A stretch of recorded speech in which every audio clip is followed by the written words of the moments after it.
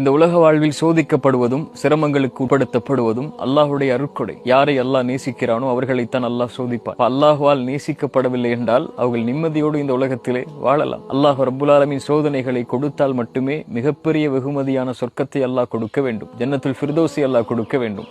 ஜன்னத்துல் ஃபிர்தௌஸை அல்லாஹ் கொடுக்க வேண்டும் என்றால் சோதனைகளையும் சிரமங்களையும் கஷ்டங்களையும் இன்னல்களையும் இந்த உலக வாழ்வில் அனுபவித்து அதன் மூலமாக அல்லாஹ் தேர்ந்தெடுத்தால் மட்டுமே ஜன்னத்துல் ஃபிர்தௌஸ் என்ற உயர்ந்த சொர்க்கத்தை அல்லாஹ் கொடுப்பான்.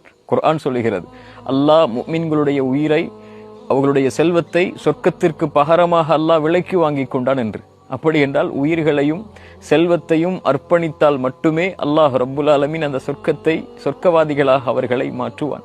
சோதனை வருகிறது, சிரமங்கள் வருகிறது, கஷ்டங்கள் வருகிறது, இன்னல்கள் வருகிறது என்றால் அல்லாஹ்விடத்திலே உறுதியை கேட்டு தைரியமாக அதை முன்னெடுத்து செல்லுங்கள். அதன் மூலமாக அல்லாஹ் கொடுக்கின்ற வெகுமதிகள் மறுமையில் பெரியது.